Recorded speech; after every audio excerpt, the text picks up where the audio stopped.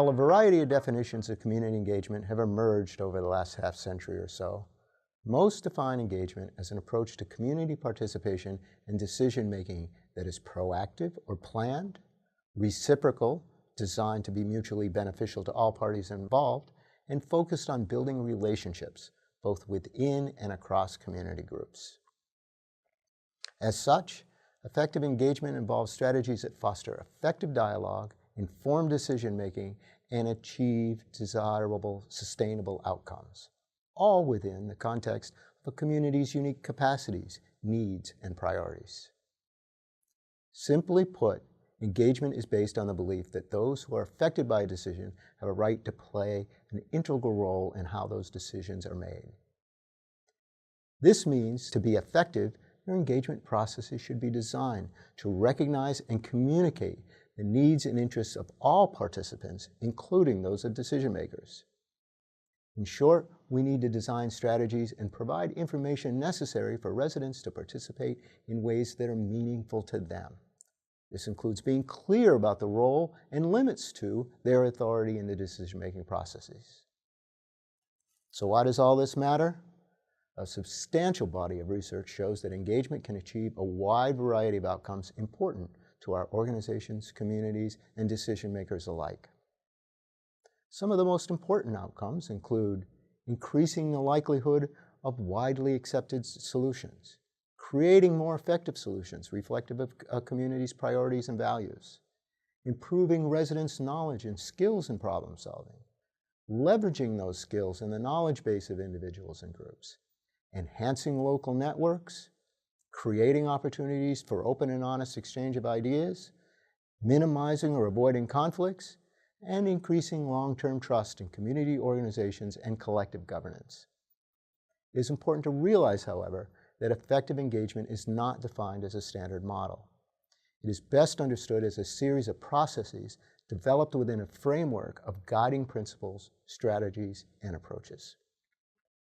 While we can't explore the range of strategies and approaches important to consider in this brief interview, there is one aspect of all of this that is especially critical.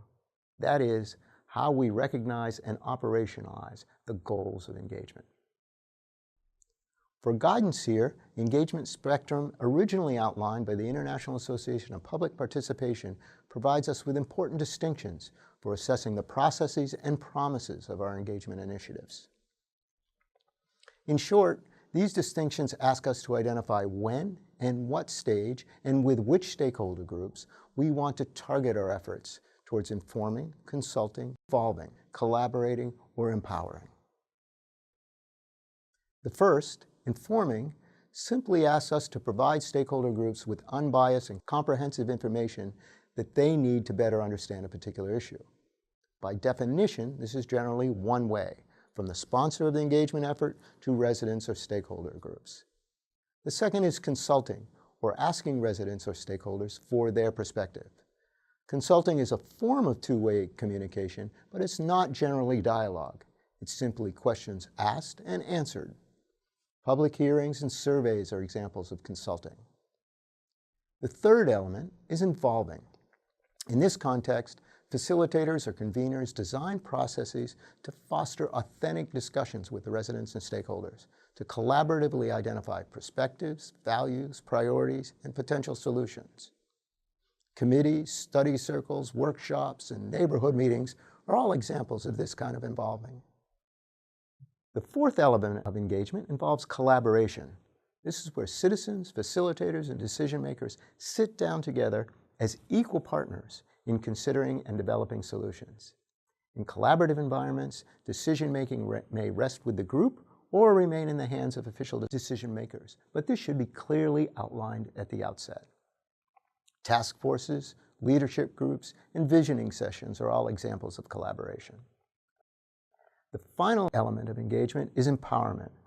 In this context, our processes are designed to work with stakeholders to build capacity and the vested authority they need to develop plans, initiate efforts, and make decisions on their own.